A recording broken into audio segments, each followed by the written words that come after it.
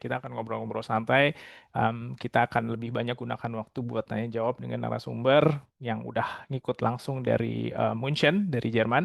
Em, tapi saya ada beberapa slide perkenalan. Ya, tadi saya udah singgung sedikit. WOI kami adalah platform khusus untuk bantu anak Indonesia sukses studi maupun karir di dunia internasional. Kami punya 3 layanan utama. Yang pertama, kami memberikan informasi atau konsultasi terkait mau kerja di luar negeri, mau kuliah di luar negeri, atau misalnya kalau buat negara Jerman, teman-teman juga mungkin udah pernah dengar program Ausbildung atau pendidikan vokasi. Nah, kami punya sekolah bahasa juga, jadi kami memberikan persiapan baik dari sisi kemampuan bahasa, sertifikasi ujiannya, maupun upskilling untuk apa namanya teknisnya, seperti persiapan wawancara, persiapan ujian masuk, student college. Kami punya service atau layanan seperti itu. Dan yang ketiga, kami punya layanan onboarding. Artinya onboarding adalah persiapan kan nggak semuanya dilakukan di Indonesia ya. Kadang juga kita juga harus mikirin kalau anaknya nanti udah berangkat, sudah tiba di negara tujuan, gimana, siapa yang jemputin, siapa yang nyariin tempat tinggal, siapa yang ngurusin. Kami punya beberapa partners, punya beberapa network di Jerman, ada orang Indonesia, ada orang luar yang melakukan hal tersebut. Jadi ada yang jemputin di airport misalnya, ada yang mencarikan tempat tinggal, ada yang membantu membimbing atau mengonboard kandidat atau siswa ataupun juga pekerja atau profesional yang tiba di sana, dan itu kami sebut layanan onboarding. Grup kami Speedster Studium, kami adalah bagian dari Speedster Studium. Mungkin teman-teman peserta webinar juga sudah pernah dengar, karena grup kami Speedster Studium sudah berdiri sejak 16 tahun lalu di 2009. Kebetulan founder dari Speedster Studium adalah teman saya dulu di Frankfurt. Waktu saya kuliah di Jerman, saya kuliah computer science atau informatik di Darmstadt. Dan ketika saya selesai kuliah, saya sempat bekerja 8 tahun lamanya di bidang IT di Jerman. Jadi secara total saya pernah tinggal cukup lama, hampir 13 tahun di Jerman, sebelum akhirnya pulang ke Indonesia karena bosen. Simpel sih alasannya. Oke, back to Spitzer Studium. Spitzer Studium, lembaga bahasa atau sekolah bahasa khusus Jerman yang sudah berdiri sejak 16 tahun, sudah membantu lebih dari 3.000 orang Indonesia supaya bisa berbicara bahasa Jerman. Kami sudah membantu sekitar 1.000 mahasiswa, baik S1, S2, S3, untuk bisa kuliah di Jerman atau ke Austria. Pernah juga ke Swiss, tapi itu jarang banget. Kami di Indonesia satu-satunya saat ini perusahaan yang bisa mengadakan ujian sertifikasi USD. Buat teman-teman yang belum tahu, kalau di bahasa Inggris mungkin udah familiar ya, di bahasa Inggris ada ujian TOEFL, ada ujian IELTS, ada ujian TOEIC. Kalau di bahasa Jerman mungkin teman-teman cuma tahu kalau mau ujian bahasa Jerman ke Goethe. Itu dulu karena memang Gute yang paling besar, paling lama ada di Indonesia. Sekarang ada namanya USD. Kalau Gute itu dari Jerman, USD dari negara Austria. Austria adalah negara tetangganya Jerman yang juga berbahasa Jerman, dan mereka boleh mengadakan sertifikat bahasa Jerman. Sertifikat ini diakui di kedutaan Jerman dan tentu saja di Austria, dan bisa dipakai buat melamar kuliah ataupun untuk kerja ke sana. Jadi kami di tempat bahasa kami, siswa-siswanya kalau mau ujian sertifikasi nggak perlu lagi keluar dari kelas karena ujiannya udah di tempat, langsung di tempat kami sendiri. Kami boleh mengadakan ujian mulai dari level A1 sampai ke level C1. Oke, kami ada di 3 kota di daerah Jakarta. Kebun Jeruk itu tempat pertama didirikan di 2009 oleh teman-teman saya juga, alumni Jerman.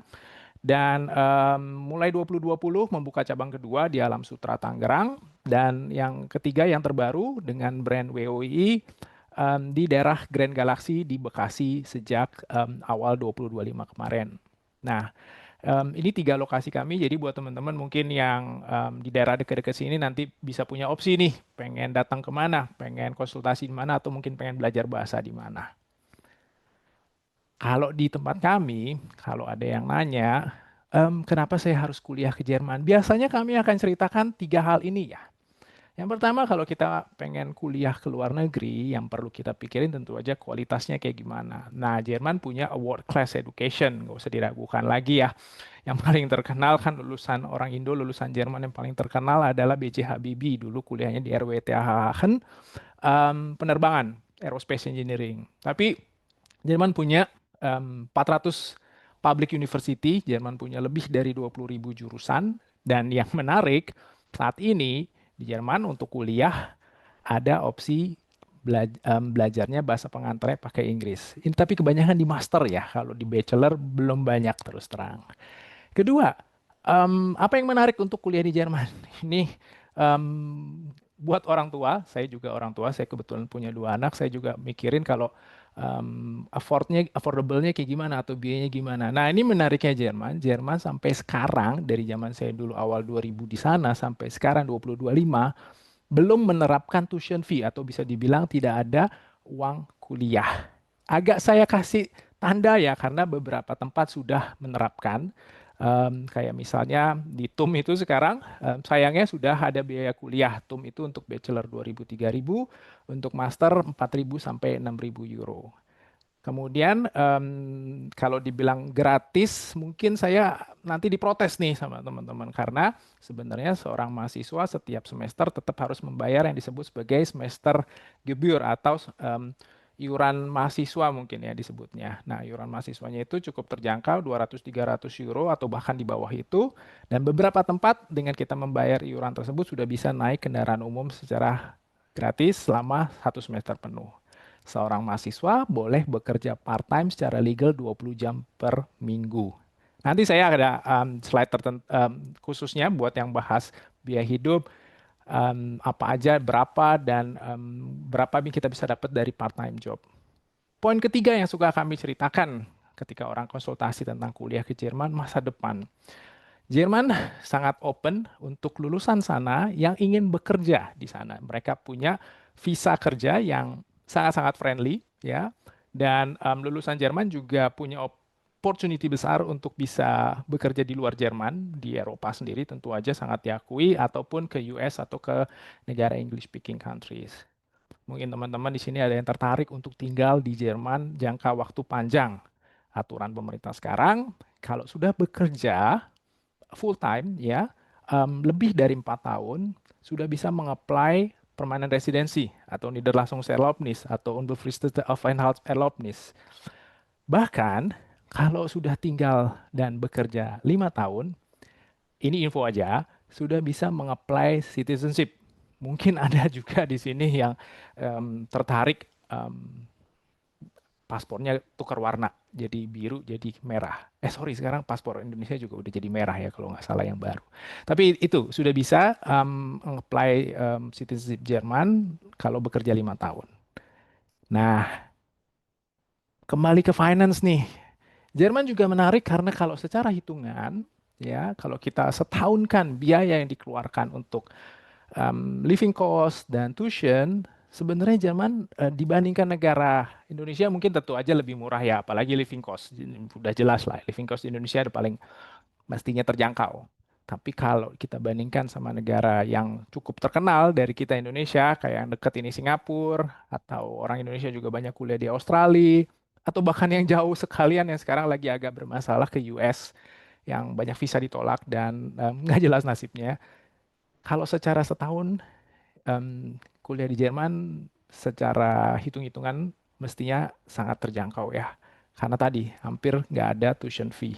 Sebagian besar masih menggratiskan uang kuliahnya. Nah, kita bicara yang tadi saya sempat singgung di awal, universitas mana yang paling keren, yang paling bagus? Pertanyaan yang sering banget kita dengarkan.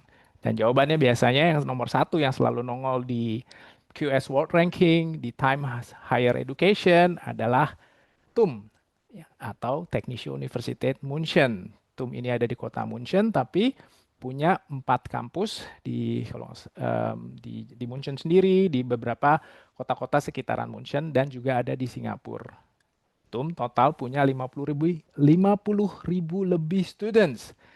dan hampir setengahnya students dari luar. Jadi ini sangat multi culture banget nih universitasnya. Mereka sangat open buat orang dari negara lain selain dari Jerman. Ada 181 degree programs ya, bachelor, master, dan lain-lainnya.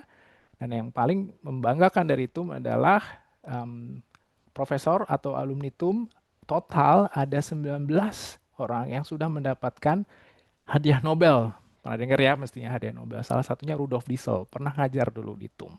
Nah, karena kita nggak bisa menghadirkan peneraih Nobel, saya undang Marcelian Grace Handoko atau biasa disebut sebagai Elin. Selamat siang Elin, selamat siang Munchen. Selamat malam Indonesia. Elin gimana kabarnya? Luar biasa, lagi sibuk belakangan, tapi baik-baik, sehat-sehat. Terima Mantap. kasih udah diundang hari ini. Senang bisa ngundang kamu. Di Munchen lagi musim apa? Baru masuk musim panas, jadi 30 Oke. derajat di luar sekarang nggak ada AC. Oh, ya di Jerman kayaknya nggak ada privilege punya AC ya. Jarang Tuh. ya ada AC ya. Oke, Elin berangkat ke Jerman 2018, student college dulu di Berlin ya. Kamu dari SMA-nya dari mana ya, Elin ya? Saya Aku lupa. SMA di Surabaya. Benar. Wong Surabaya iki, arek Surabaya. Tuh. Wah, mantap. Mungkin Mungkin ada yang Surabaya juga. mungkin ada ya peserta webinar malam ini dari Surabaya, nanti boleh boleh absen ya. Mungkin ada dari Surabaya juga. Elin setelah student college, jadi student college itu mungkin belum, kalau belum tahu teman-teman, kalau mau kuliah S1 di Jerman, karena pendidikan Indonesia itu belum bisa langsung masuk kuliah, harus mereka sebutnya ya semacam kayak foundation lah. Normalnya bisa dilakukan 2 semester, tapi Elin kemarin lakukan 1 semester ya Elin ya. 9 bulan, ya satu 9 semester bulan. mas. Oke, 9 bulan langsung nunggu langsung keluar ujian sertifikat. Verstellungsprüfung. Wow, oke, keren banget. Kemudian setelah lulus student college, Elin kuliah di TUM, Bachelor Landscape Architecture and Planning. Betul ya? Oke. Em, Lulus 2023, kemudian lanjut master di TUM juga karena Mm-mm. cinta banget sama kota München, jadi masih tetap di München. Ambil Urbanism, Landscape and City, dan sekarang lagi tesis akhir, lagi persiapan mau tesis. Gitu ya? Bener ya? Betul. Oke, nah kita akan habis ini ngobrol-ngobrol karena inilah sebenarnya highlight dari acara webinar malam ini, cerita dari Elin tentang kuliah di TUM kayak gimana. Mungkin Elin boleh cerita nggak, peserta webinar waktu itu, kalau kita rollback nih ya atau mundur ke 2000, berarti 2018 ya. Gimana ceritanya dulu bisa pengen ke Jerman, Elin? Mulainya dari mana? Waktu itu 2017 ya, waktu itu kan masih SMA kelas dua Mm-mm, belas. mm-mm, Terus kan pasti lagi sibuk-sibuknya nyari kampus kan. Terus mm-mm, dulu sekolah itu di Gloria, SMA Gloria namanya. mm, Kalau mm, kalian kenal, biasanya kalau anak Surabaya yang ke Jerman itu kalau nggak Saint Louis, ya mm. Gloria. Oh wow, Iya, banyak ya terus temennya di sana ya. lumayan. Tapi di Munchen, Gloria cuma 3 orang kayaknya, yang sisanya Saint Louis. Saint Louis, oke. Iya, ya. Terus em, waktu itu banyak banyak banyak kerjasama dengan universitas ya sebenarnya Mm, mm, SMA aku. Cuma mm, sayangnya jurusan yang aku mau tuh kayak kurang tepat gitu di Indonesia menurutku ya. Karena mm, kayak mungkin waktu itu aku juga kurang informasi dari luar atau gimana, tapi pokoknya mm. waktu itu aku pengennya sebenarnya environmental engineering atau teknik Environmental, lingkungan. teknik lingkungan, oke. Betul. Nah, teknik lingkungan itu em, aku aku lumayan jarang dengar, terus juga belum ada temen yang ambil itu di Indonesia, jadi aku Mm, kurang berani waktu itu karena aku pikir, nanti gimana ya setelah lulus apa ada kesempatan untuk kerja di Indonesia dan segala macam. Jadi oke, akhirnya teman-temanku bilang, udah kalau mau ngambil yang teknik-teknik kayak gitu, mendingan kamu ke Jerman gitu. oke. Nah, teman-temanku banyak juga kan yang Di mau ke kelas situ, berapa ada yang tuh mau waktu itu udah mutusin? kelas 12, udah kelas 12. Nah, ini juga yang akhirnya bikin aku student college-nya akhirnya ambil yang privat, bukan student Ya, college yang yang Yang public publish ya. ya, yang publik, Mm-mm. betul. Karena Mm-mm. waktunya mepet banget. Ya, Tapi aku kalau nggak di mau privat kamu nunggu. nggak ada deadline. Deadline-nya masih mundur banget ya, kalau nggak salah Iya, ya. Kalau sampai iya, Oktober bahkan ya masih betul. bisa Terus kirim ini lamaran. iya, sertifikat bahasa masih bisa disusulin gitu. Tapi kalau Hmm, student biasa collect yang biasa itu di publik, Mei, betul, itu mepet. Dan aku mepet waktu itu banget. sertifikat B1 kan belum keluar karena Belajar mepet bahasanya banget. jadi waktu kelas 12 juga Betul, langsung ngambil kelas intensif. ngebut Jadi nih ya, waktu itu ngebut Express. banget, benar. Heeh, ekspres tiba-tiba langsung, Mm-mm. langsung ambil Jerman. Terus waktu Mm-mm. itu pertimbangannya juga teman-teman pada bilang kan, di sana itu nggak kayak kebanyakan negara di luar, kayak misalnya contohnya di Singapura ya. Aku Mm-mm. sering dengar dari teman-temanku, itu di sana student nggak dapat kesempatan untuk kerja bersamaan dengan Mm-mm. kuliah. Kalau nggak Mm-mm. salah, aku dengarnya Mm-mm. gitu. Terus Mm-mm. akhirnya bilang, udah Jerman aja, udah mata uangnya euro gitu. Kalau bisa mau kirim Mm-mm. uang ke orang orang rumah Mm. juga jadi besar gitu kan. Ya Oke, udah akhirnya wah ya ini makin menarik. Terus nggak ada oke, tuition fee. Kalau ada pun kecil banget gitu. Jatuhnya sama oke, kayak Indonesia. Ya udah oke. akhirnya ambillah ke Jerman gitu. Sempat banding-bandingin Singapura atau mana Waktu itu Australia atau US sebenarnya mungkin. bukan bandingin ya, tapi Mm-mm. ada keluarga yang waktu itu kuliahnya di Australia. Mm-mm. Keluarga lumayan jauh, tapi waktu Mm-mm. itu pernah main, terus dia Mm. bilang kayak kuliah di Australia lumayan asik gitu. Terus kan Ya, aku, oh ya kayaknya oke nih. Terus aku cari-cari. oke. Ternyata, wow, rent rumahnya sangat mahal, saudara-saudara. Hitungannya Terus nggak mingguan. kebayang. Iya, itu mungkin kalau teman-teman semua yang lagi di Ya, webinar saat ini punya cukup rezeki gitu ya buat bayar rent rumah semahal itu boleh dicoba Australia. Tapi kalau lagi cari cara hemat, emang Jerman paling hemat gitu. oke. Akhirnya memutuskan untuk ke Jerman. Iya, Belajar bahasa baru di kelas 12 ya, yang ngebut tuh iya, di langsung ambil tahun kelas super terakhir. intensif. Langsung Iya, super intensif. Kemudian mutusin ke Jerman, akhirnya student collect di Berlin.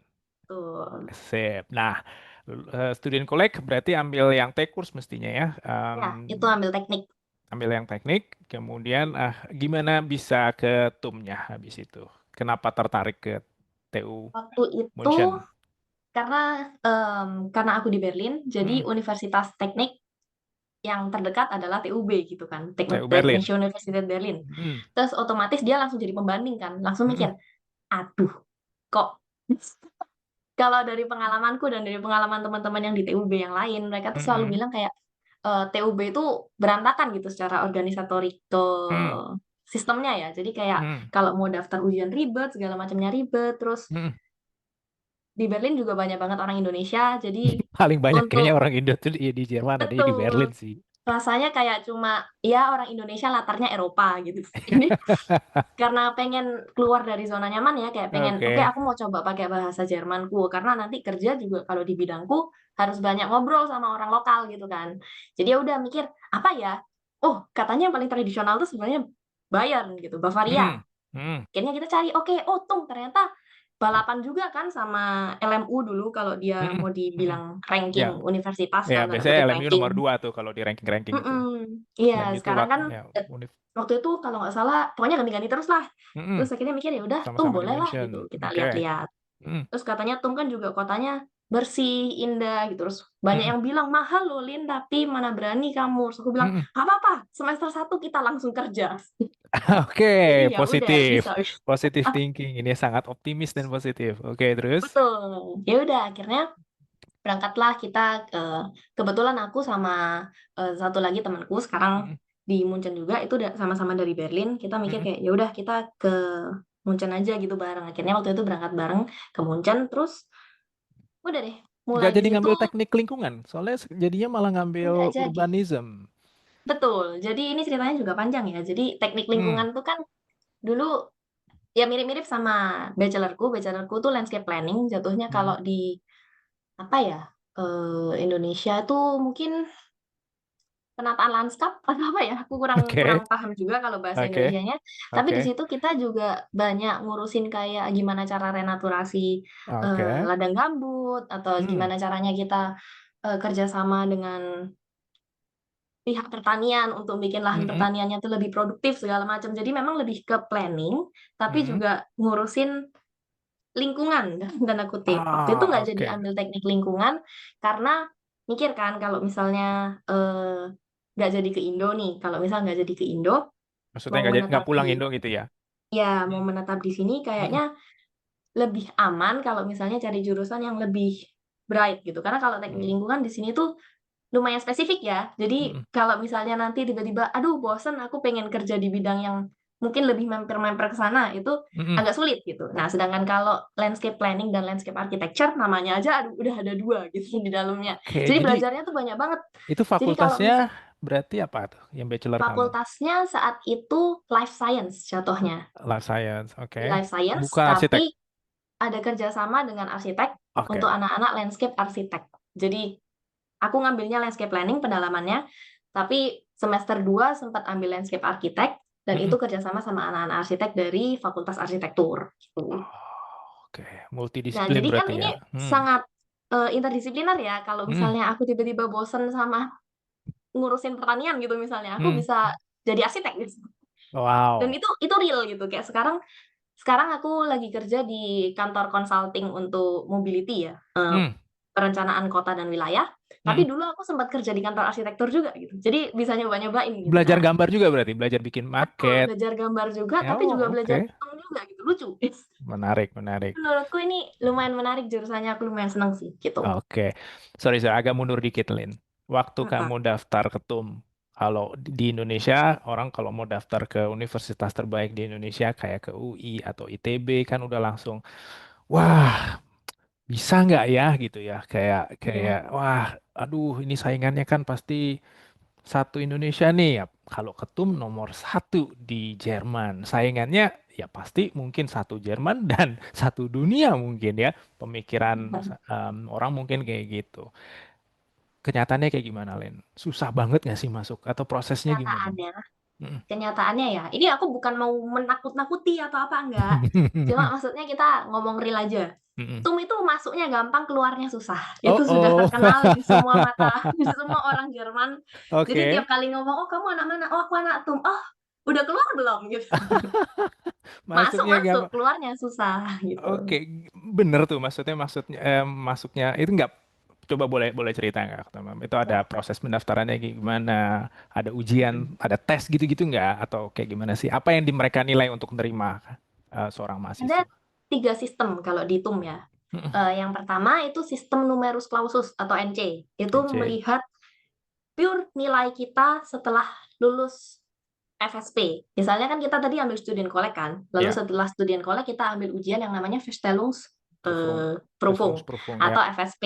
ya. Nah, itu kita nanti nilainya dilihat, oh kalau misalnya di atas 1,3 atau satu koma Hmm. tujuh boleh masuk. Tapi kalau misalnya nilaimu ya 2,7 gitu ya, ya jangan masuk TUM gitu. Karena Hmm, hmm, mereka hmm, punya standar nilai hmm, untuk beberapa hmm. jurusan tuh lumayan tinggi, itu NC. Oke. Terus saya potong Tapi dikit, Ellen. Mungkin teman-teman belum tahu. Kalau di Indonesia, kalau kamu bilang IPK saya 1 koma atau 2 koma, itu anjlok seanjlok-anjloknya. Sementara di kebalik, Jerman ini kebalik. kebalik ya. Jadi teman-teman jangan jangan kaget ya kalau tadi Ellen bilang 1,3, itu kalau di Jerman satu itu yang paling tinggi, 4 yang paling rendah. Iya, Dibalik ya. Jadi jangan nggak betul. sama kayak di Balik. Indonesia nih. Maaf, maaf, lupa kalau di Indonesia. Takut pada Iya, kaget nanti. Wah, IPK 1 bisa masuk. iya, salah kebalik-kebalik. Benar, Terus jadi lanjut. itu numerus clausus. Tapi itu pun juga untuk jurusan-jurusan yang kalau nggak salah lebih ke apa ya? Pokoknya jurusan yang kita kurang kenal, itu Mm, biasanya pakai NC. Sedangkan jurusan yang orang-orang Indonesia biasa mau masuk, misalnya informatik ya, kayak ya, Kosandi sendiri, ya informatik, informatik, teknik pemasaran, elektro, tuh teknik teknik mesin. sipil, mesin, itu Mm, empat empat jurusan idaman semua orang untuk ke Jerman. mm, Itu nggak pakai sistem numerus clausus, tapi pakai yang namanya sistem masuk aja. mm, mm, Sistem masuk aja, lalu ada yang namanya GOP. GOP mm, itu ujian yang isinya ada 5 sampai 10 ujian. Nah, mm, 10 ujian ini harus diselesaikan di semester 1 sampai 2 dan harus lulus. Kalau mm. salah satunya aja nggak lulus, langsung cabut. Dan nggak boleh ambil di semester 3. Nah, Mm, itu biasanya di sini disaring gitu ya. Jadi mm. anak-anak yang langsung masuk, oh ternyata bisa nih aku daftar teknik mesin di TUM, nggak pakai nilai, nggak Wow. pakai apa-apa, langsung masuk. Ya, Oke, masuk silahkan. Lalu semester 1-2-nya itu difilter gitu. oke. Dari Jadi ujiannya. biasanya iya kalau kayak pacar aku sekarang tuh kan kuliah Hmm. teknik elektro ya. Hmm. Dulu Tum semester juga. satu yang masuk, ya Tom juga. Hmm. Hmm. Yang masuk 6.000 orang. Tiba-tiba yang lulus akhir cuma 150 atau 200 gitu kalau semester. Seleksi alamnya luar biasa ini. Betul, Dari enam seleksi ribu. alamnya kayak gitu, berat. Oke, berat. Oke. Nah, itu kalau Tom. Jadi Hmm. ya masuk pasti gampang kan aku bilang tadi. Dan Hmm. itu sebenarnya kalau berdasarkan cerita teman-temanku yang mengalami sistem GOP ini, Hmm. susah sih enggak. Karena kan ya namanya kuliah pasti dikasih ajar kan selama belajar. Nah, Hmm. tapi yang penting di situ tuh niatnya. Jadi kayak bener-bener tiap hari tuh belajar mulu hidupnya setelah Hmm. pulang kampus gitu. Hmm. Nah, itu Hmm. untuk yang ambil sistem GOP, kerja sambil kuliah mungkin akan lebih susah gitu. Di 2 semester pertama ini gitu. Bener. Karena harus bisa lulus yang ujian tadi ya supaya bisa langsung Mm-mm. lanjut ke Iya, semester itu tingkat berikutnya. betul. Nah, terus ada lagi sistem ketiga. Itu sistem Oke. yang aku jalanin sendiri. Itu Hmm. namanya sistem Eignungsfeststellungsverfahren Hmm. atau pencocokan, maksudnya ketidakcocokan atau tidak gitu ngeliatnya. Hmm. Jadi mirip-mirip sama numerus clausus, Hmm. tapi standar nilainya bukan cuma dilihat dari Verstellungsprüfung atau FSP tadi, tapi dilihat dari nilai yang relevan dengan jurusan yang kita mau. Misal kayak sekarang Hmm. aku waktu itu daftarnya landscape planning dan landscape architecture ya waktu bachelor.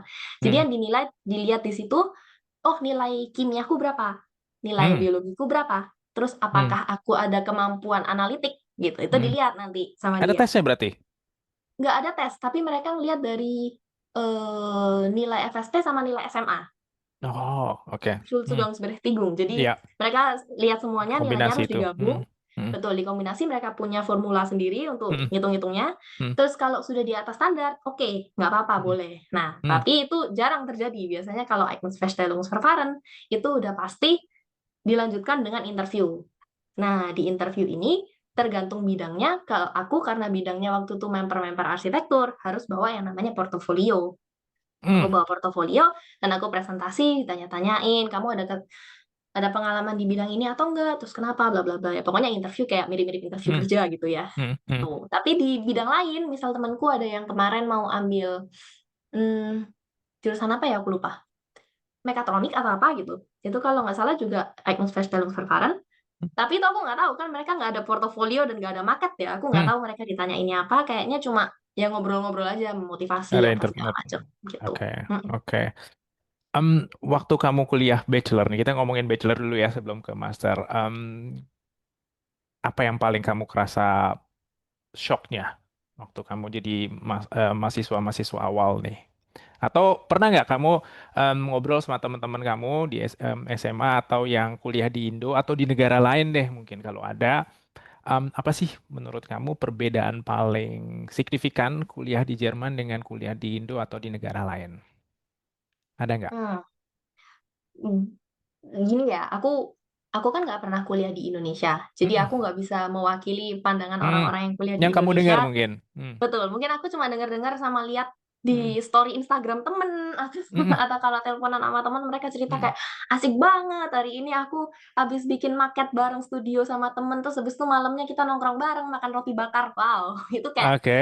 mungkin perbedaannya di sini itu lebih ke social life ya, karena kalau di terutama di Munchen itu Hmm. orang-orang Munchen terkenal nomor satu di data. Kalau berdasarkan data dan statistik, orang Munchen tuh orang yang paling tidak ramah gitu. Orang Jerman paling tidak ramah. Karena memang benar kalau kalau belum tahu yang namanya Bavaria, Bavaria itu Hmm. terkenal di sini sebagai negara sendiri, bukan provinsi gitu ya. Hmm. Mereka nganggap Hmm. ini kayak udah Hmm. bahasanya beda, orang-orangnya juga Dialek. Hmm. betul dialeknya kenceng Hmm. dan mereka lebih konservatif gitu ya, banyak orang Iya. yang konservatif. Dan itu sebenarnya nggak sampai berkesan negatif gimana-gimana, enggak. Cuma kaget buat kita orang Indonesia yang biasanya hidupnya ramah, hidupnya Hmm. ngumpul-ngumpul. Kalau misal kesusahan di kampus ada perlu nanya atau ada perlu belajar sama temen, tinggal nanya. Di sini tuh nggak Hmm. bisa. Di sini tuh benar-benar harus mandiri. Hmm. Pulang itu pasti akan 70-80% temenku termasuk aku sendiri setiap pulang tuh pasti pulang sendiri langsung sampai rumah langsung ngurusin cucian masak segala macam belanja sebelum sebelum supermarket tutup jam 8 udah harus belanja udah harus siapin bekal München buat jam besok 8 segala sekarang macam ya, belum masih pergi belajar. jam 8 juga udah tutup ya, kota segede Iya, München. Oke. Munchen masih seperti itu. Kalau di Oke. Berlin sih jam 10 tutupnya Iya, ya. iya. Jadi kesusahannya di sini tuh udah kuliah tuh bahasanya kita Mhm, meskipun kita udah C1 pun waktu di mhm, Indonesia, sampai mhm. sini ya kita dengar orang yang punya dialek kenceng, Mhm, ngomongnya cepat banget, ngomongnya mhm, juga Umgangssprache atau lebih ke slang. bahasa slang, Mhm. terus dengar profesor yang ngoceh di depan, terus habis itu kayak, "Ini ngomong apa sih dia?" Ini Kayak ngomong cepet apa sih? banget Ya gitu. oke, Betul, oke. jadi kayak itu di rumah kita harus review, tapi bersamaan kita juga masih harus nyiapin waktu buat kerja, masih Mmm, harus nyiapin waktu untuk ngurusin sehari-hari gitu. Jadi lebih perbedaannya tuh kita di sini time management-nya tuh lebih harus diasah gitu. pinter ngatur time management kalau mau Betul. kuliahnya lancar gitu ya mungkin ya? Iya Oke. iya. Mmm, waktu kamu, oke mungkin kita nih sekalian kita mau info mungkin teman-teman, peserta webinar kalau ada yang mau nanya udah boleh, tulis di kolom chat ya. Jadi habis ini, kita akan buka sesi tanya jawab, silakan pertanyaan nanti bisa diajukan via kolom chat atau kita juga nanti akan buka mic kalau ada yang mau nanya langsung. Tapi sebelum ke sana lanjut nih ceritanya. Jadi Elin menyelesaikan bachelor-nya, mmm di 2023 lanjut master. Berarti nggak kapok nih ya, kalau orang Surabaya bilang nggak kapok kamu ya. Ini Enggak masih sih. pengen lanjut ya, jadi lanjut ke Iya. master. Prosesnya sama nggak untuk daftar master kalau dari bachelor? Kalau sesama tum langsung, kayak nggak ada apa-apa udah kayak lanjutan bachelor aja gitu jatuhnya. Jadi Yang kayak penting nggak ada bayar tes bayar lagi. ininya ya, lanjut ya Iya, oke. langsung Nggak aja. pakai Cuma tes? Mhm, waktu itu tergantung jurusan ya. Kalau misalnya kayak pacarku tadi, langsung aja mhm, masuk gitu, kayak lanjutan, karena mhm, elektro. mhm, Sedangkan kalau aku, waktu itu harus kirim essay sama expose. Jadi essay tentang apa yang sudah aku pelajarin dan expose itu kayak, proposal untuk apa yang nanti aku mau tulis sebagai tesis di mhm, master. Jadi mhm, udah mhm, harus udah ada gambaran nanti selama 4 semester ini aku mau ngapain gitu. Nah, itu mhm, di situ nanti sama kayak sebelumnya lagi kalau misalnya esainya atau eksposenya kurang bagus, mhm, diundang untuk interview gitu. oke. Mmm, beda jauh nggak?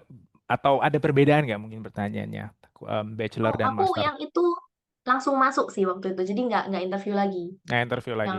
Nggak, heeh. cuman dari sistemnya, dari jumlah mahasiswanya, Oh, kayak gitu-gitu, iya, dari sistem pengajaran, dari komunikasi dengan profesor kamu, ada perbedaan nggak bachelor ke master? if lebih ke ekspektasinya yang beda ya. Jadi kalau cara Hmm, pengajaran mereka dari bachelor sampai sampai master sih tetap sama ya, lebih ke hmm, belajar mandiri. Jadi kalau teman-temanku bilang, ada sih yang dari S1 di ITB, terus sekarang ngambil, mmm, business management kalau nggak salah di TUM, ngambil hmm, S2 master, dia bilang bedanya itu dia ngerasa waktu di Indonesia, hmm, baik bachelor maupun master itu lebih kayak dosennya lumayan perhatian gitu sama hmm, muridnya ya, katanya, hmm, aku kurang hmm, tahu juga pada hmm, kenyataannya. Cuma dia bilang kalau misal dia nggak paham, dosennya akan membantu. Kalau hmm, di sini lebih kayak, ya kalau nggak paham, ya kamu carilah tanya. cara supaya kamu paham gitu. Iya, Hmm, tapi itu menurutku bagus karena hmm, pada kenyataannya nanti waktu kita kerja dan apalagi sama orang Jerman ya, hmm, kemandirian dan kesadaran dirinya kita untuk belajar atau mencari tahu itu yang dituntut gitu. Jadi menurutku oke. baik sistem pengajaran yang kayak gini gitu. Nah, bedanya kalau sudah master ekspektasinya mereka itu kita lebih kritis pemikirannya. Kita nggak Hmm, kayak cuma ya udah kerjain ujian lulus, tapi kita bisa bikin startup sendiri misalnya di sini, hmm, aktif di organisasi-organisasi kayak misalnya ada yang tahu Hyperloop atau Tufas iya, gitu. ya perlunya Elon Atau Musk. European Bauhaus kayak gitu-gitu, Hmm, kayak udah harus ikut-ikut di organisasi-organisasi kayak gitu. Itu dinilainya sangat baik di depan dosen gitu. oke. Mmm, oke, kita agak agak nyebrang ke topik yang agak berbeda nih, keseharian kamu sekarang ya. Mhm. Tinggal di Munchen dari 2019, sekarang 2025 berarti udah 6 tahun nih di kota Munchen. Kota Munchen, kalau di statistik selalu nongol juga sebagai kota paling mahal di Jerman. Betul. Segitu mahalkah? Atau gimana cara kamu mensiasati hidup sehari atau sehari-hari kamu tuh boleh cerita nggak? Kuliah-kuliah aja atau kamu kamu ada kan sebagai mahasiswa asing kita bisa kerja 20 jam ya seminggu. Kamu Mhm. ada part time job juga? Mhm. Jadi seperti yang aku bilang tadi ya, Munchen memang ditakuti mahal. Mm-mm. Tapi karena aku pengen di Munchen, jadi mau nggak mau aku harus kerja dari semester 1 gitu ya. Hmm. Nah, aku sehari-hari dulu semester 1 kerjanya di kampus karena sebagai anak yang baru semester 1 itu sulit untuk kerja di kantor ya. Karena kan mereka Mm, pasti udah minta kita punya basic knowledge atau mm, kita udah punya skill. Tapi mm, kalau misalnya di kampus kita bisa kayak bilang, Bu dosen, aku lagi ada tenaga gitu, aku bisa bantu apa gitu. Terus nanti dia akan kasih kita kerjaan yang cuma 8 sampai 10 jam per minggu, jadi nggak mm, bayar pajak. mm. Nah, nanti kita bisa bantu kayak bikinin PowerPoint atau apa, Ya, pokoknya kerjaan-kerjaan input basic kayak data, gitu. ya, Betul, oke. kayak gitu-gitu. Nah, Mm, nanti mulai semester 2 semester 3 waktu udah mulai ngumpulin pengalaman, sudah mulai daftar di kantor. Aku mulai kerja di kantor itu semester 3. Itu mm, aku sudah mulai daftar di kantor arsitek ya, sebagai mm, namanya working student. Jadi kalau di mm, sini ada dua sistem kerja di mana student boleh kerja. Yang mm, satu working student, yang satunya lagi mini job namanya. Mini job ini di mm, bawah eh, ada basisnya. Jadi maksimal 550 sampai 560 euro per bulan. Itu nggak boleh lebih. Itu mm, boleh kerja kita. Tapi mm, kalau working student, itu kita harus punya visa yang memperbolehkan kita untuk kerja maksimal 20 jam per minggu. Nah, itu. Nah, aku akhirnya kerja yang itu kan, yang namanya working mm, student. Aku kerja mm, 16 jam per minggu, 2 hari mm, 8 jam di mm, kantor arsitek gitu. Sampai sekarang kerja di kantor planning consultant buat urban design juga. Gitu. mm. Oke, oke, ini udah cukup banyak nih yang bertanya di Mm-mm. kolom chat. Em, supaya nggak bosan, cuman kita berdua doang yang ngomong, gimana kalau kita langsung ajak open mic, open cam? Mungkin satu atau dua pertanyaan sebelum saya jawabin yang di kolom chat atau kita bantu jawabin yang di kolom chat. Ada di sini mungkin peserta yang mau langsung nanya, boleh nanya ke saya, boleh nanya ke Elin langsung, silakan. Oke, udah ada yang RSN, Arif Rahmantio, silakan Mas. Boleh sebut nama, di mana sekarang, dan langsung ke pertanyaannya apa. Ya baik, terima kasih Kak atas waktunya. Perkenalkan nama saya Arif Ramantio, Mm-mm, saya dari Bekasi. mm-mm, Ya, izin mau bertanya, ini Kak kalau misalnya terkait peluang ya mm-mm, kuliah di Jerman buat mm-mm, jenjang master mm-mm, itu buat saya kan ini kan baru mau coba lanjut kuliah nih mm-mm, sekarang-sekarang ini nih. Nah, itu kan dilihat dari ijazah S1 saya kan saya udah rentangnya ini udah lama nih maksudnya mm-mm, lebih dari 5 tahun. mm-mm, Nah itu apakah ada batasan-batasan mm-mm, terkait hal tersebut regulasi ya misalnya mm-mm, di Jerman mm-mm. itu atau enggak ada batasan usia enggak buat Oke. misalnya ngeplay beasiswanya Ini terus buat beasiswa atau mandiri pertanyaannya? beasiswa. Oke. Kalau kalau beasiswa saya langsung jawab, maksimal 6 tahun. Kalau lewat 6 Tapi tahun nggak kalau bisa apply beasiswa. Kalau kalau mandiri nggak ada batasan. Umur juga nggak ada batasan. Itu mandiri tapi. tapi kalau misalnya dibuktikan dari bahasa ya misalnya kemampuan bahasa skornya bagus nih itu Nggak ada gimana tuh hubungannya Kak? bahasa. Kalau beasiswa ya, ini konteksnya kan tetap beasiswa. Nggak ada hubungan. Mau bahasanya C2 pun juga kalau kamu lewat dari 6 tahun bachelornya, itu kamu nggak eligible lagi buat beasiswa. Emang Itu minggu lalu kita regulasinya. bahas topiknya. Minggu lalu soalnya webinar kita temanya tentang beasiswa, kebetulan waktu minggu lalu pembicaranya langsung dari DAAD. Kita bahas banyak tentang syarat-syarat untuk dapetin beasiswa. Tapi kalau kamu pengen tahu beasiswa lebih lanjut, kamu lanjut ke DAAD aja karena mereka yang lebih paham. Mereka DAAD itu lembaga NGO-nya Jerman yang memang buat kasih beasiswa ke studen-studen dari negara lain. Kayak gitu. Jadi saya nggak bisa kasih kamu banyak info terkait beasiswa di sini, terkait persyaratan. Tapi yang saya tahu 6 tahun maksimalnya. Oke, Itu apa baik yang pakai bahasa Jerman atau misal Inggris tetap bahasa gitu Jerman atau Kak? bahasa Inggris. In general 6 Oh, tahun, Mbak, maksimalnya. oke deh Oke, baik ya. terima kasih Mas Arief. Yang Iya. kedua, pertanyaan silakan siapa? Ini udah ada yang nanya juga, Liske Lonan, silakan. Oh, ini Bu Liske ini mungkin saya kemarin kayaknya pernah ketemu. Jadi nama saya Gio. Gio, oke, halo. Nah, saya mau tanya nih, kan Mm-mm, pertama kan itu sebelum masuk kampus universitasnya harus ikut student colleague Student dulu. collect, Terus betul. tapi kalau misal pertama kali tiba di Jerman, terus Mm-mm, itu ya harus apa yang harus dilakukan karena juga masih belum tahu student colleague-nya mau di mana. Terus juga mm-mm, kan itu juga baru pertama kali tiba di Jerman. mm-mm. Nah, Kamu sudah harus daftar dari Indo, jawabannya. oh gitu. Kamu sudah nggak bisa daftar, karena kalau kamu nggak daftar di Indo, kamu nggak bakalan dapet visa.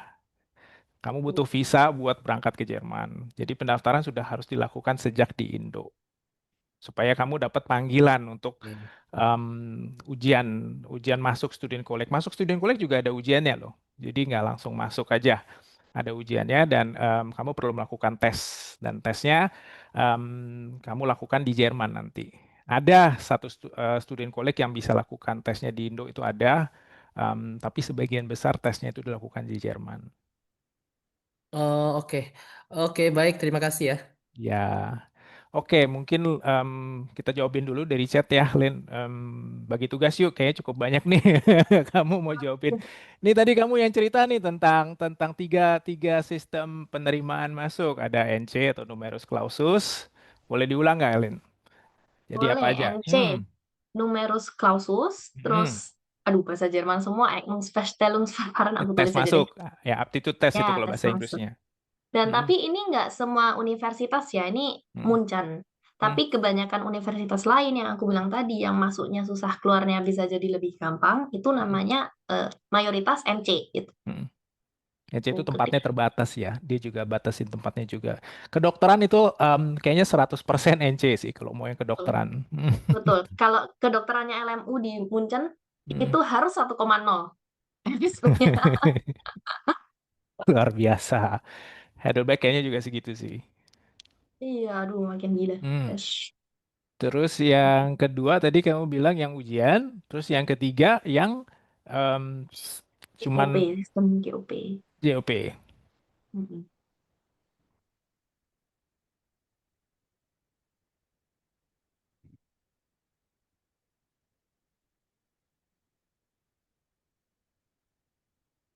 Oke. Mungkin sambil Elin bantu cari itunya sing bahasa Inggrisnya apa.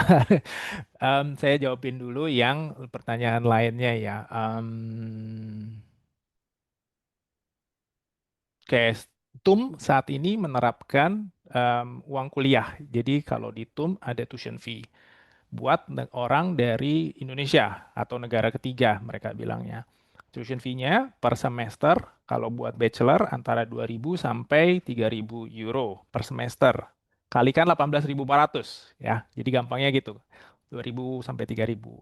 Kalau buat master degree di TUM 4.000 sampai 6.000. Tapi ini TUM ya. TUM ini satu dari 400 university public di Jerman. Masih ada 399 yang nggak menerapkan tuition fee. Dan Elin belum kena nih karena ini peraturan tuition fee ini baru semester lalu 2024. Kayak gitu. Itu jawaban yang tadi ada yang nanya tentang tuition fee di TUM. Kamu udah Terus ketemu ini belum? nanya, Yang ketiga. Aku sudah tulis di chat ya, itu Ah, 3 sistemnya.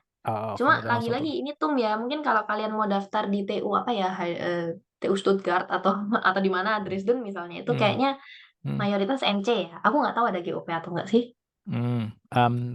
Biasanya kalau di tempat lain kayak di Darmstadt memang ada tiga juga. Itu ada numerus clausus tadi buat buat yang medicine, buat yang tempatnya benar-benar mereka cuman bisa terima tertentu. Kemudian ada yang pakai tes atau aptitude test bahasa Inggrisnya, dan ada yang kayak Grundlagen und Orientierungsprüfung ini mereka cuman melihat yang penting kita nilainya mencukupi dan memang apa namanya persyaratan administrasinya terpenuhi, ya udah masuk. Nah, lucunya itu Hmm. di Jerman mereka apalagi kayak tadi Elin cerita di TUM jurusan-jurusan yang paling favorit di Jerman itu kan ya kalau nggak mesin, computer science, elektroteknik, itu orang Indonesia 70% kayaknya kalau ke Jerman pasti kuliahnya yang kayak gitu tuh. Nah, itu biasa malah jurusan-jurusan yang favorit itu orang Jerman juga banyak ya. Jadi bukan berarti orang Indonesia doang loh. Orang Jerman di kuliah itu juga banyak banget. Itu malah nggak pakai numerus clausus, nggak pakai NC. Oke.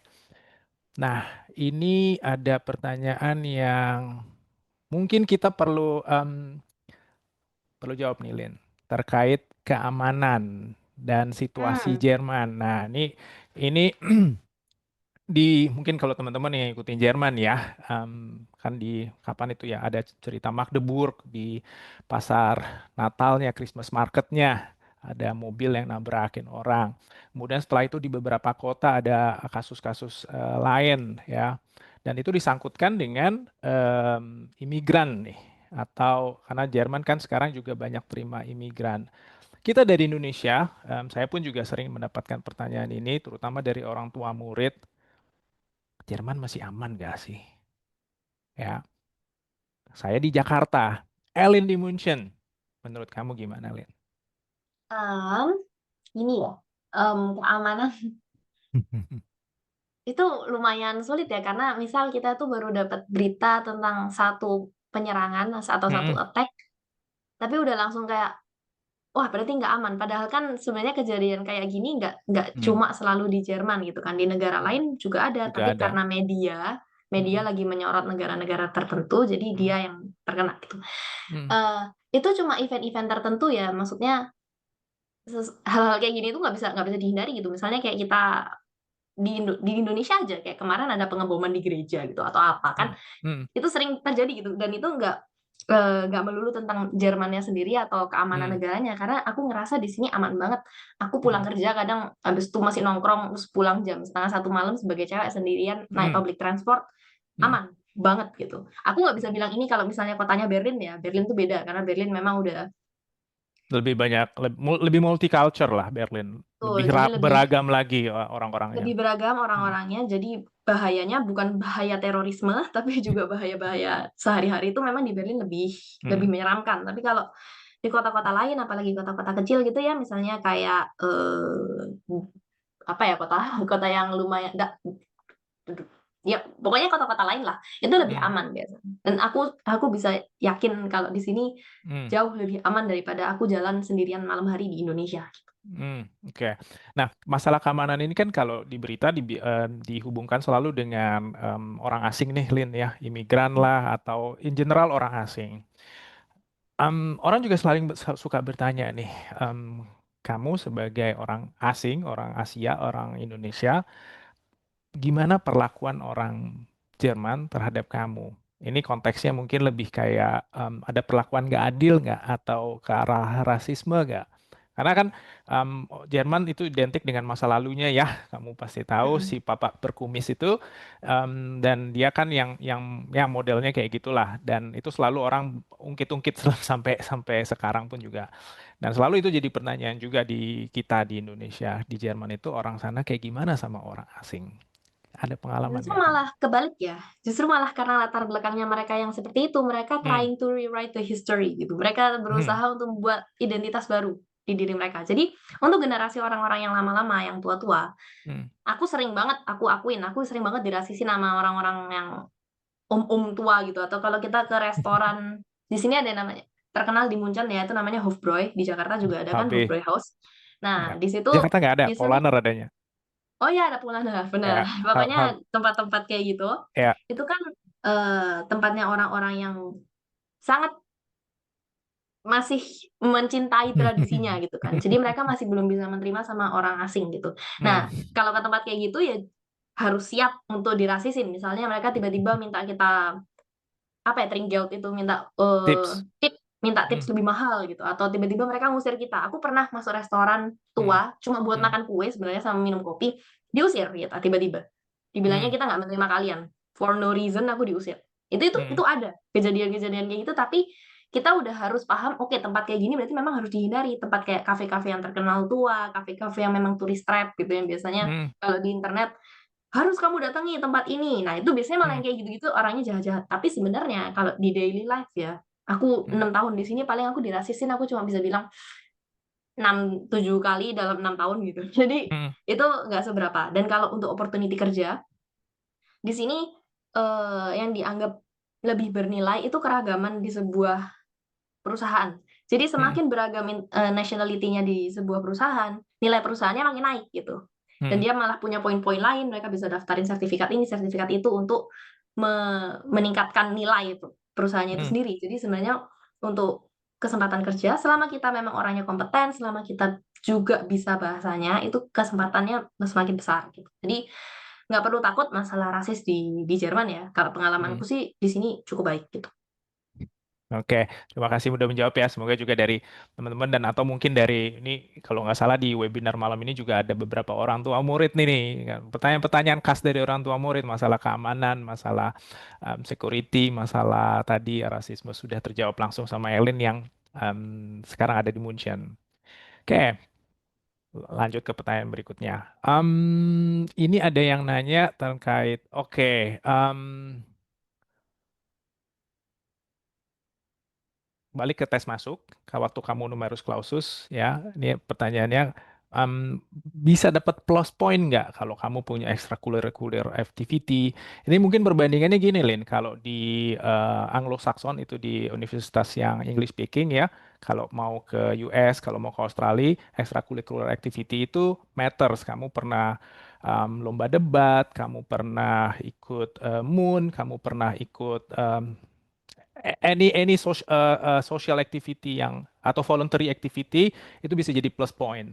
Ya, hal kayak gitu kalau yang kamu tahu di Jerman ada efeknya nggak? Itu lebih relevan untuk beasiswa.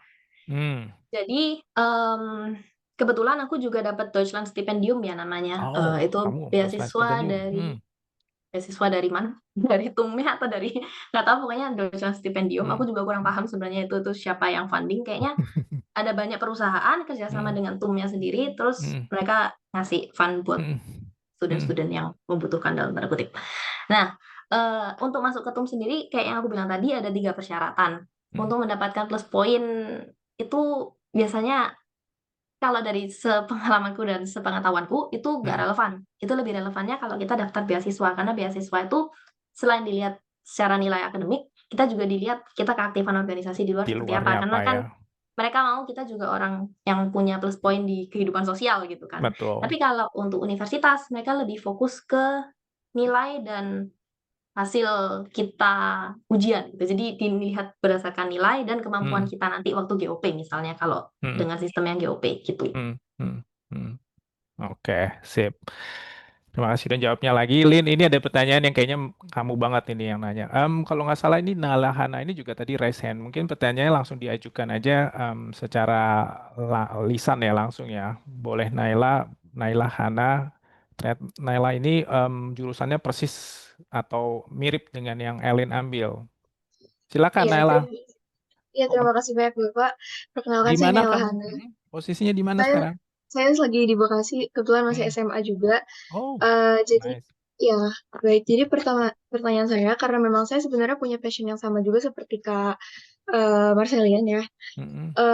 Yang pertama itu eh apakah memang gambaran tackling di Indonesia itu sepertinya kurang, Teknik lingkungan. ya teknik lingkungan di Indonesia kurang tanda kutip mapan gitu. Apakah Hmm. lebih baik untuk aku langsung ke luar negeri aja?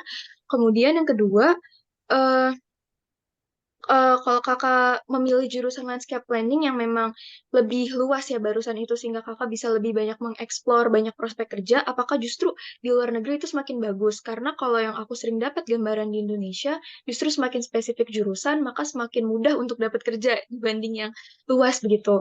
Kemudian demand-nya sih Kak, apakah demand antara dua jurusan ini mana yang paling tinggi gitu untuk di Jerman terutama atau di negara-negara kawasan Eropa? Terima kasih. Oke. Ini ya, pertama aku jawab kalau gambaran karir di Indonesia, ini kan aku melihat dari kacamata aku sendiri ya waktu itu ya. Dengan aku yang memang di Surabaya mungkin, jadi aku agak kurang kurang apa ya, kurang kontak dengan orang-orang yang ada di bidang ini. Jadi aku bisa bilang nggak ada. Di Indonesia memang sangat kecil kemungkinannya untuk bisa mapan gitu ya kalau memang kita mau bekerja di bidang ini gitu. Karena temanku juga ada yang teknik kehutanan, terus dia bilang kayak, ya aku sekarang lumayan beruntung karena papaku punya perusahaan kayu. Jadi aku Hmm. tinggal melanjutkan apa yang papaku sudah kerjakan. Hmm. Atau satunya, oh iya, kebetulan memang aku dengan latar belakangku yang, ya aku jujur aja ya, dengan latar belakangku yang Chinese sekarang, untuk aku Hmm. masuk ke dunia pemerintahan atau Hmm. PNS itu sangat sulit gitu. Hmm. Jadi orang yang bidangnya di tingkat di teknik lingkungan itu paling kerjanya di dinas perhutanan atau di Hmm. ya pokoknya jadi PNS gitu kan. Dan itu Hmm. agak sulit untuk aku sebagai orang yang memang Hmm. punya latar belakang yang berbeda gitu kan. Jadi aku cuma bisa bilang secara subjektif kalau memang di kacamataku itu kesempatannya sangat kecil gitu di Indonesia. Makanya akhirnya aku pindah ke luar negeri gitu kan. Terus kalau memang teknik lingkungan lebih cocok milih jurusan landscape planning lebih luas, benar. Eh ini aku dulu juga sering mempertanyakan masalah ini. Apakah aku harus ngambil jurusan yang sangat sesuai dengan apa yang aku mau kerjakan di masa depan? Sebenarnya jawabannya enggak gitu. Makanya kenapa menurutku itu positif kalau misalnya aku punya background pendidikan yang lebih luas. Luas bukan Hmm. dalam artian aku bisa semuanya terus kayak ya tapi asal-asal gitu. Enggak. Tapi misal kita bilang oke aku orangnya landscape planning, tapi aku juga bisa environmental engineering karena aku tahu sedikit-sedikit dan aku nanti di dunia kerja aku akan buktikan ke kamu bos, misal nanti kamu daftar kerja kalau aku akan belajar gitu. Nah, Hmm. kalau di sini ya sepengalamanku untuk daftar kerja, orang tuh biasanya nggak lihat background pendidikan sampai segitunya gitu. Biasanya kayak aku misal daftar kerja di kantor arsitek, aku bekerja dengan orang-orang dari teknik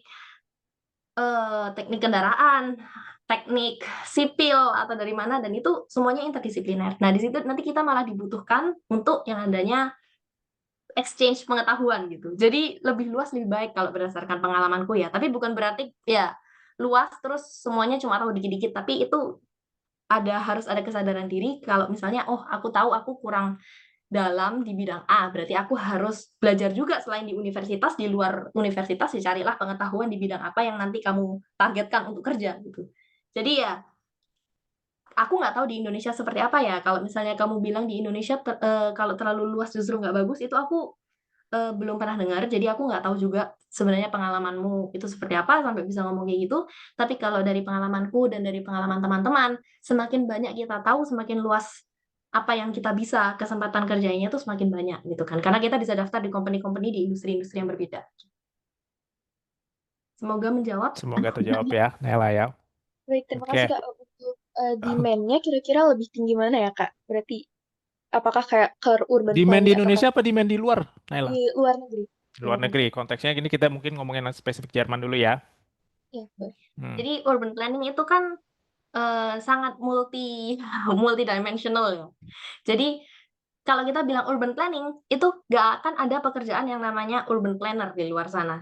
Jadi kalau misalnya kayak sekarang aku kerja di urban planning consultant, nanti namanya aku di dalam situnya tertulisnya adalah aku ini urban designer atau aku ini landscape architect yang kerja di bawah kantor urban planning gitu. Jadi kalau misal kamu sangat tertarik dengan teknik lingkungan, kamu akan tetap bisa kerja di bidang urban planning gitu. Karena urban planning itu sebuah kata yang besar, yang sangat bergriven itu apa ya? Sangat General. Ya, general, lebar. Ya. benar, dan itu bisa ada pendalaman di dalamnya masing-masing gitu.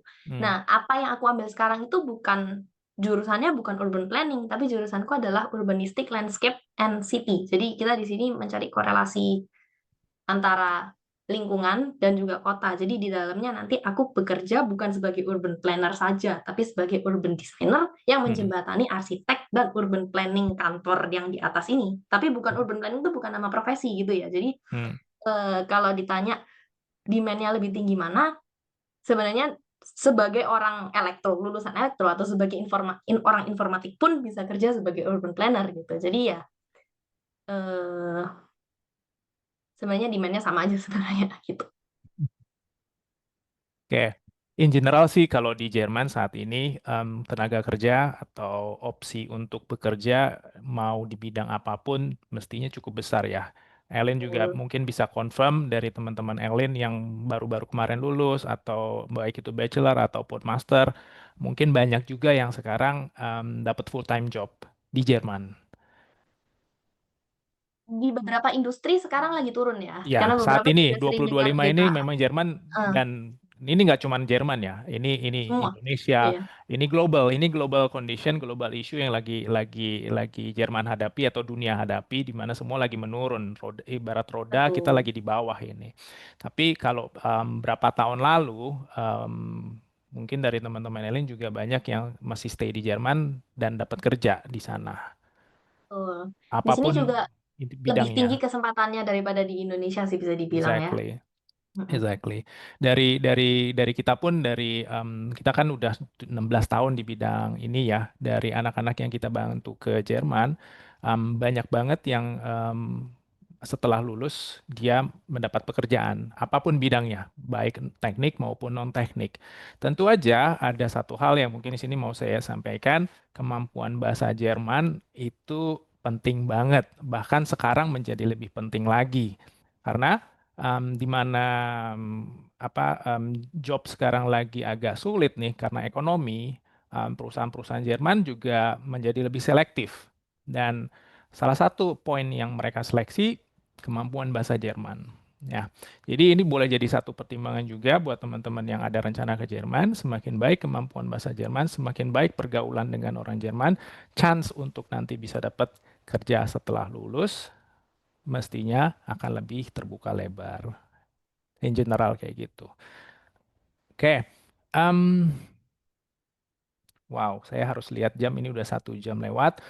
Mungkin kita akan coba selesaiin beberapa pertanyaan. Oke, ini pas banget. Kita lagi ngomongin living cost ini ada yang langsung nanya. Mungkin saya langsung, karena saya ada slide khususnya buat ngomongin living cost. Nah, ini juga satu hal yang sering ditanya.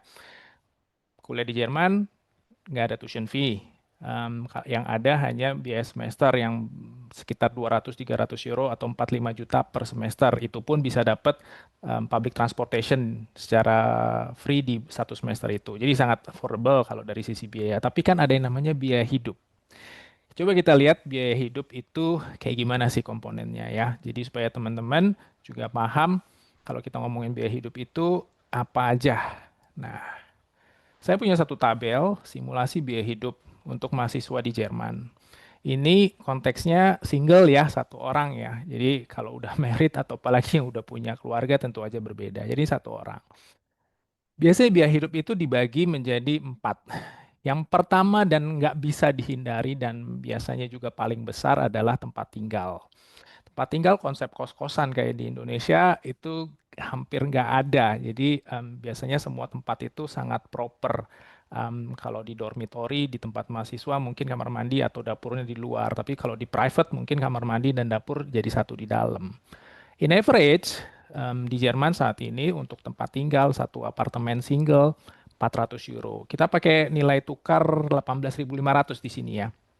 Atau sekitar 7,4 juta rupiah. Sebelum mulai tadi saya sempat chat sama Elin di München ada nggak Wonung tempat tinggal apartemen 400 euro. Elin langsung ketawa. München nggak ada Elin ya, confirm ya. Belum ada. Ada kalau Kalau hoki banget, kebetulan beruntung banget, hoki banget hoki bisa banget ya. dapat. Dom Iya. gimana dom di München? Itu Eh, Studentenwerk, student punya. Studentenwerk itu antrinya kayak aku udah daftar dari awal aku masuk bachelor, baru daftar tahun ini. Baru dapat tahun ini. Jadi di 4 tahun. waitlist atau waiting list itu bisa sampai 4-5 tahun. Di saat kita 4 tahun seharusnya sudah lulus gitu ya.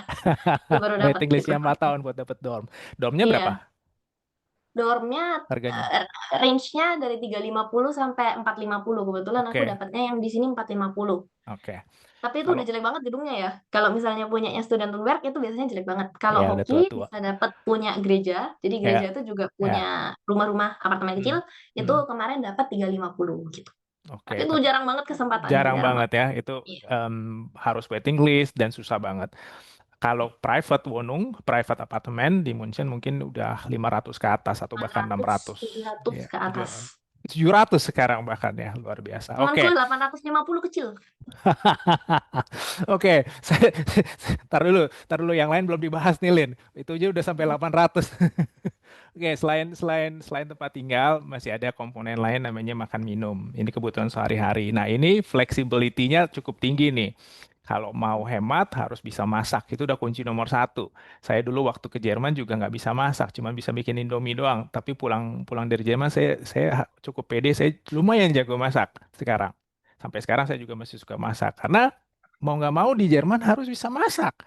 Saya jadi beli buku resep, saya jadi beli panci, beli segala macam, jadi nonton YouTube masak segala. Ya karena harus survive kalau di Jerman. 250 lah kita anggap. Jadi em, kalau makan di luar pasti nggak bakalan cukup angka segini ya. Komponen ketiga yang nggak bisa dihindarin juga itu namanya asuransi kesehatan. Asuransi kesehatan saat ini kalau di bawah umur 30 itu sekitar 140 euro asuransinya. Kemudian yang keempat itu ada ya HP, hiburan atau lain-lainnya yang mungkin kita masukin aja sekitar 200. In average kalau nggak di München satu orang bisa keluar sekitar 1.000 euro. Nah, ada kesempatan untuk part-time job. Part-time job itu biasanya anak-anak sana batasin sampai sekitar 500-an euro supaya nggak kena pajak. Karena kalau lewat dari 500 sudah harus bayar pajak. Jadi kalau mau lewat, ya lewatnya tinggi sekali gitu loh. Karena kalau di bawah 500 belum masuk ke bracket pajaknya. Gambaran tabel ini memberikan bayangan kalau seorang student keluar 1.000 euro dan biasanya 50% atau 500 euronya bisa di cover dari part-time job. Lagi-lagi ini ada risikonya ya teman-teman ya. Jadi kerjaannya juga kalau bisa kayak Elin gitu, kerjaannya yang masih berhubungan dengan studinya. Juga kerjaan yang lebih pakai ya masih nyambung lah.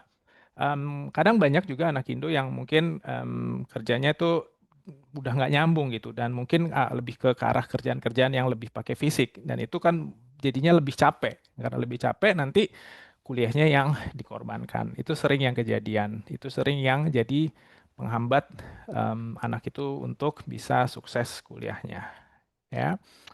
Nah, tadi juga saya lihat ada kolom pertanyaan terkait persyaratan kuliah. Jadi saya mau sampaikan, in general, untuk bisa kuliah bachelor atau master ke Jerman, ada beberapa persyaratan. Kalau S1, dia harus lulus SMA. Kalau master, dia harus lulus S1. Kalau D3 nggak bisa untuk langsung master ya. Kalau SMA, nilai average-nya harus di atas, nilai rata-rata ijazahnya harus di atas 8,5 sekarang. Kalau dia S1, dia harus kreditnya di atas 230 SKS atau kalau di ECTS-in 180. Kalau bachelor di Jerman jarang banget yang pakai bahasa Inggris, kebanyakan pakai bahasa Jerman. Kemampuan bahasa Jerman minimal B1, semakin banyak yang sekarang mintanya B2. Kalau yang master ada opsi belajar pakai bahasa pengantar Inggris di level B2. Level Inggris B2 itu kalau di IELTS itu sekitar IELTS 6.0 itu udah B2. Kemudian seorang tadi udah sempat diceritain juga tentang student college. Student college itu foundation yang harus diikuti supaya kita orang Indonesia lulusan SMA bisa langsung kuliah di sana, diikuti selama 1 atau 2 semester. Dan yang ketiga, ini ada persyaratan untuk visa. Jerman bilang gini, semua orang asing boleh datang ke sini untuk kuliah, menikmati fasilitas, tidak ada uang kuliah. Tidak ada uang kuliah ini dibiayai dari mana? Dari uang pajak yang orang penduduk Jerman harus bayar. Ya, jadi financing oleh pajak. Pajak Jerman cukup tinggi. Nah, mereka memberikan kesempatan buat orang dari manapun untuk datang ke Jerman. Tapi yang mereka nggak mau, orang yang datang ke sana nanti jadi masalah karena dia tidak ada kemampuan finansial untuk membiayai hidupnya di Jerman. Sehingga ketika pengajuan visa, ada jaminan finansial yang dibutuhkan. Atau dalam bahasa Jerman disebut Sparkonto, atau kalau bahasa Inggrisnya kadang disebut sebagai block account. Saat ini jumlah finansial, jaminan finansial yang dibutuhkan itu 13 euro sekian. 13 euro. Ini modelnya gini, jadi ketika mau mengajukan visa, 13 euronya itu harus ditransfer ke Jerman. Nah, setiba di Jerman itu baru bisa dicairkan secara bertahap. Jadi uang ini bukan uang mati, ini hanya dana yang harus sudah disiapkan di awal untuk menjamin student bisa menghidupi dirinya secara mandiri. Ya, ini 2 persyaratan umum dan persyaratan khusus. Tadi ada yang nanya, gimana kalau yang di Indonesianya SMA internasional kurikulum? Kalau yang internasional kurikulum bisa tanpa student college. Ada caranya tanpa student college. Itu yang lulusan A-level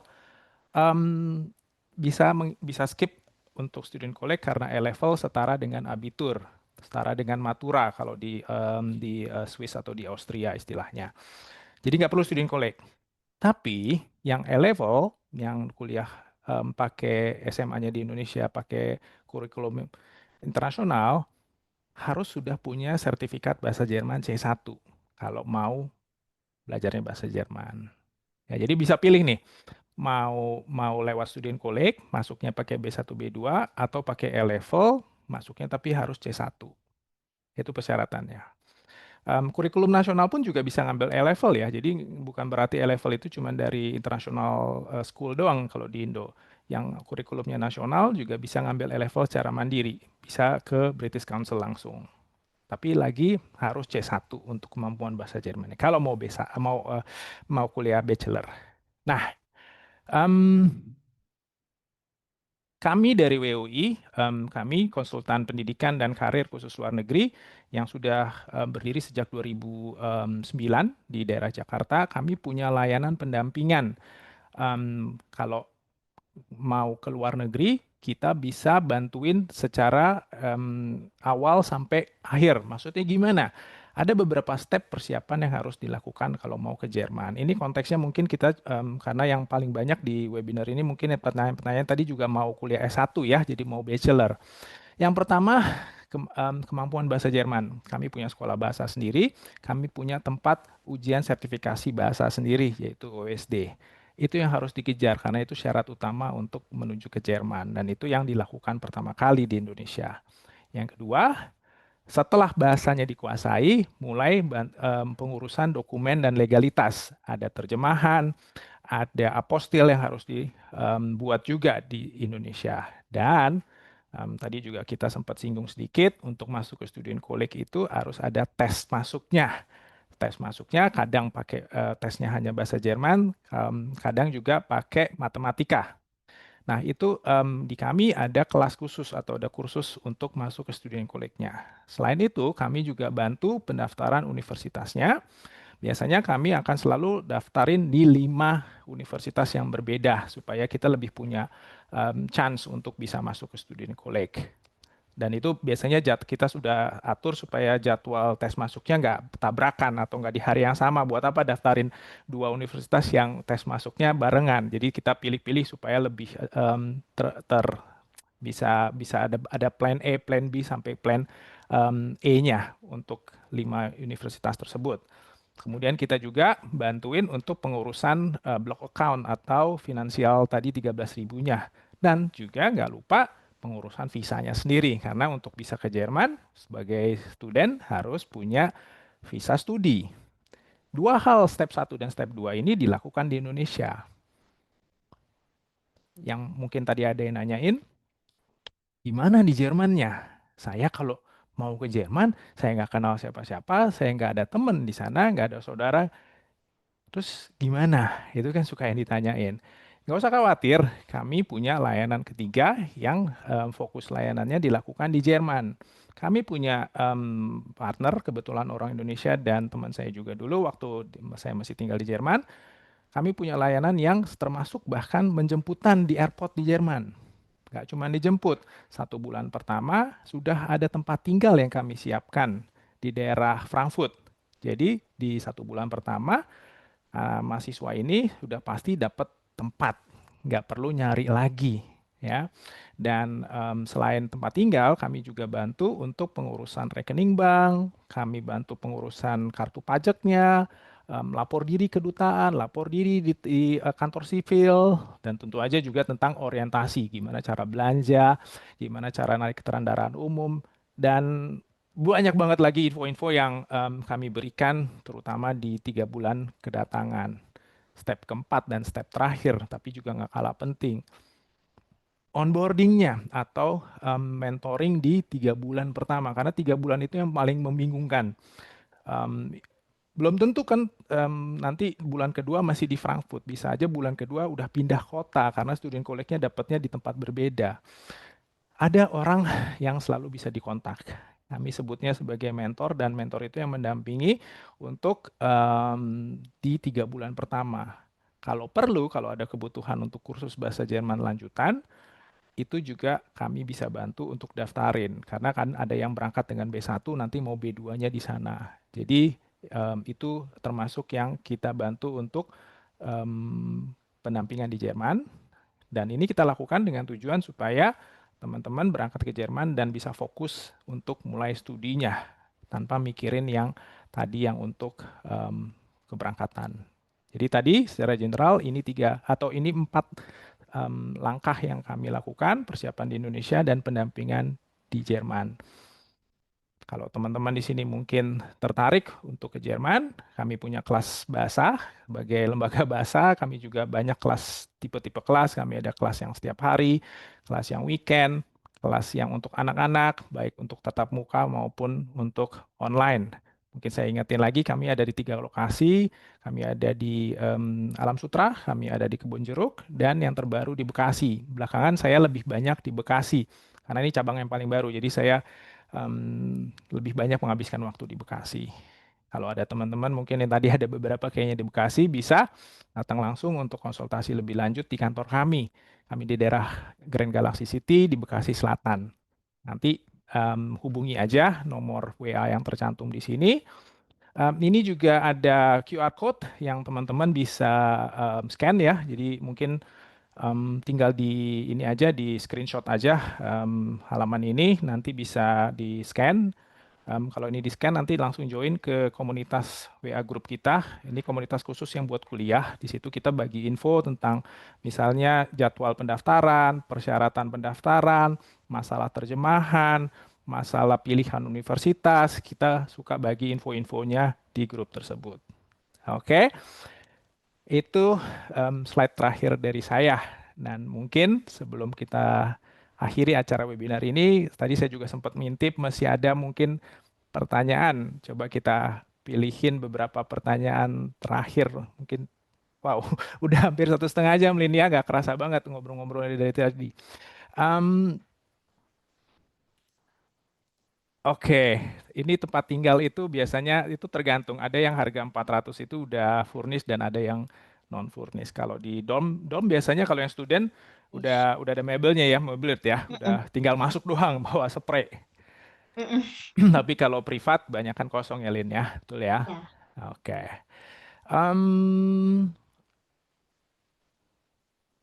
Masih bisa satu pertanyaan yang langsung nggak, Lin? Mungkin masih ada yang mau langsung nanya Elin sesuatu. Boleh.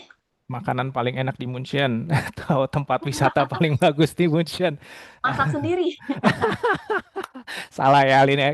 Student harus Salah, masak Munchen sendiri ya. salah. Berlin banyak. Salah. Oh, kalau Berlin ini itu kebabnya itu apa kubide itu. Iya, Ya, kubide. itu dari dulu terkenal makanan Timur Tengah tuh kalau di Berlin. Ada lagi nggak kira-kira teman-teman di sini yang mau nanya langsung ke Elin? Ada yang mau raise hand?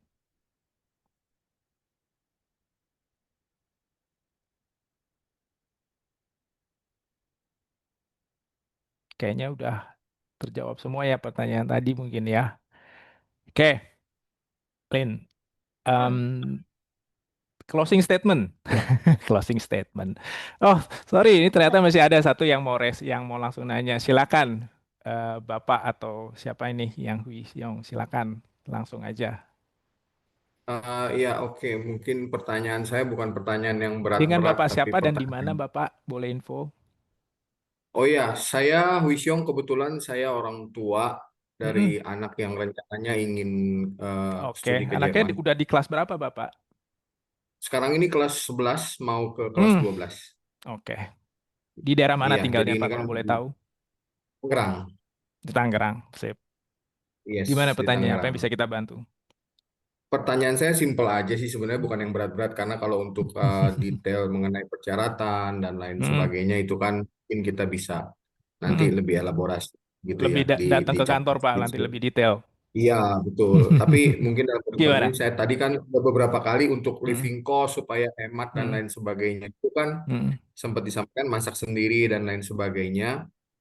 Itu untuk bahan-bahan makanan di sana, Mm. apakah yang tersedia itu juga eh, boleh dikatakan hampir mirip dengan yang ada di sini, ataukah karena gini, kebetulan istri dan anak saya di Tangerang.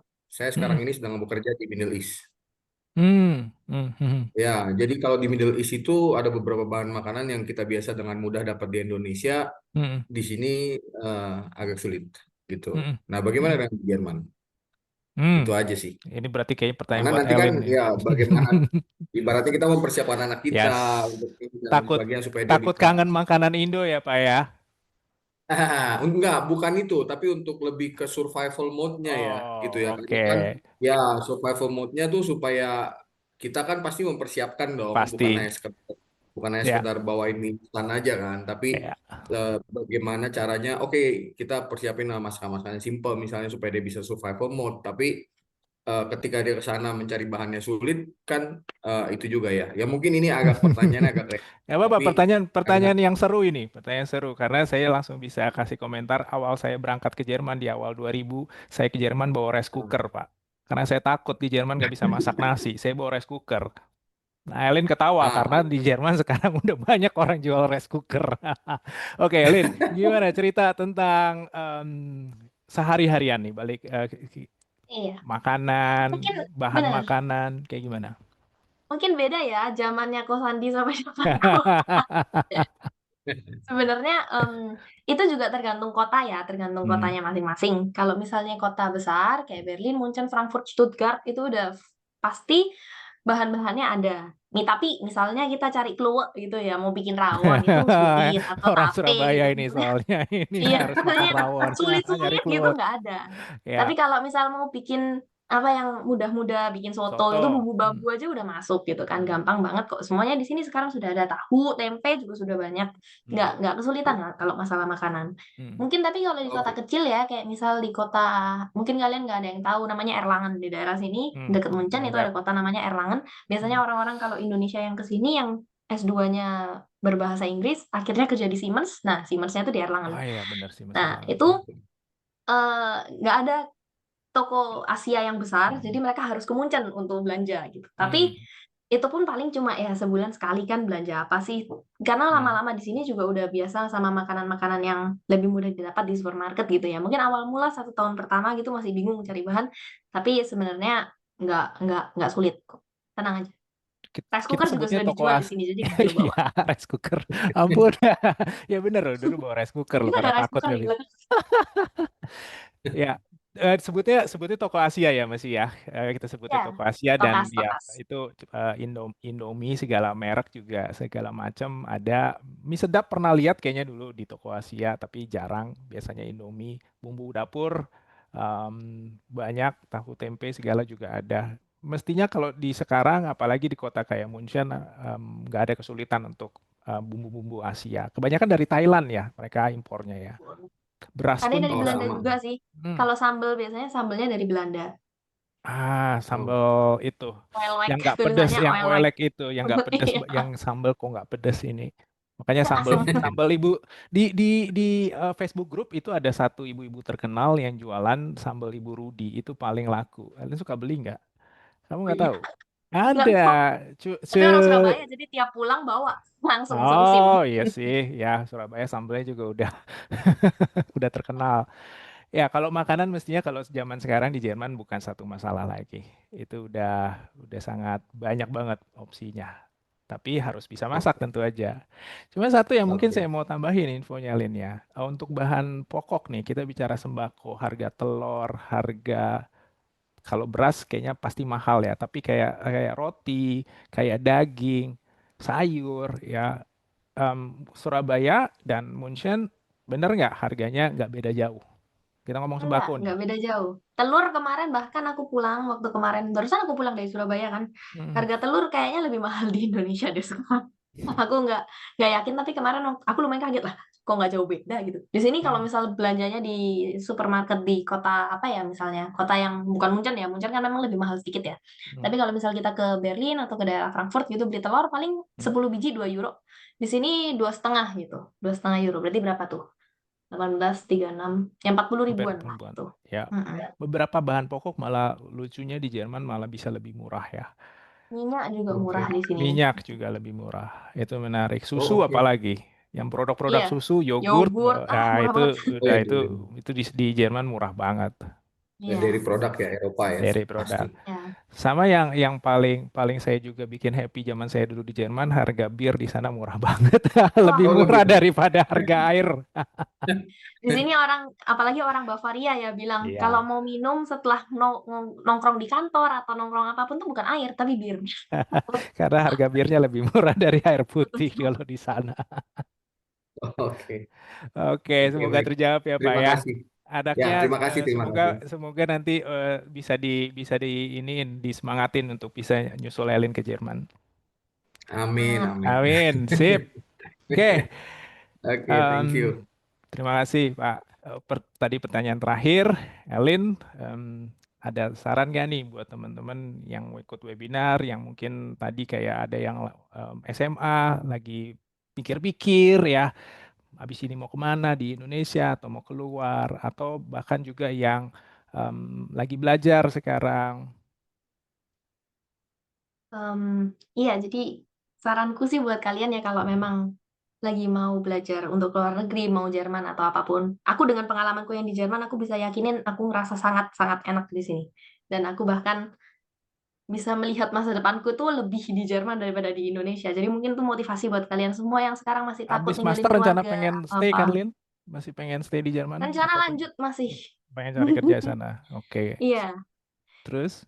Jadi di sini misal juga kalau ada yang tertarik untuk PhD atau S3 di Jerman tuh dilihatnya udah sangat-sangat baik. Jadi digaji bahkan untuk orang-orang Hmm. yang mau doktoran. Jadi edukasi di sini aku bisa yakinin jauh lebih baik, jauh lebih dihargai, dan orang-orang dengan background pendidikan di sini sangat-sangat dihargai. Jadi nilai apa yang kita punya di sini itu sangat dihargai gitu. Jadi jangan takut untuk keluar negeri kalau mikir keluarga nanti gimana. Bilang ke papa mama, buat papa mamaku itu juga udah susah dulu. Tapi Hmm. sekarang mereka bahagia banget lihat aku di luar. Mereka ngerasa kayak Hmm. aku lebih tenang anakku di sana daripada di Indonesia gitu. Jadi jangan khawatir. Orang tua juga pasti pengennya lihat kita lebih bahagia dan sukses dan sehat gitu. Jadi ya semangat buat kalian semua gitu ya. Luar biasa. Sip. Terima kasih Elin untuk semangatnya ya. Jadi terima kasih semua buat teman-teman yang hadir webinar. Semoga yang kami informasikan di malam hari ini cukup bermanfaat buat teman-teman semua.